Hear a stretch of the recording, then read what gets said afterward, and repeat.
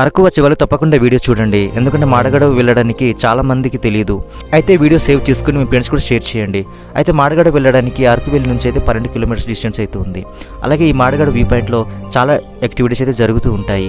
ఒకవేళ మీరు కూడా ట్రైబల్ ట్రెడిషనల్గా డ్రెస్సింగ్స్ ఏమైనా చేసుకోవాలనుకుంటే జెంట్స్కి అయితే 100 రూపీస్ తీసుకుంటారు, లేడీస్కి అయితే 200 రూపీస్ తీసుకుంటారు.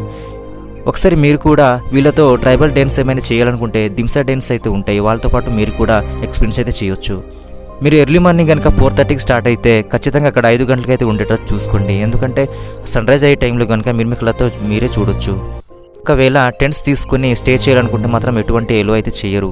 అయితే ఈ పైన ఎటువంటి బాత్రూమ్స్ కానీ టాయిలెట్స్ రూమ్స్ కానీ అసలు ఏమీ లేవు.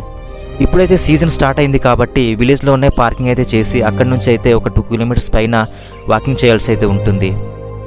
పెద్దవాళ్ళు ముసలి వాళ్ళు ఎవరైనా ఉంటే కనుక వాళ్ళు ఆటోలో అయితే మాట్లాడుకుని పైన వరకు తీసుకెళ్తారు. పర్ హెడ్కి అయితే 100 రూపీస్ అలా తీసుకుంటారు.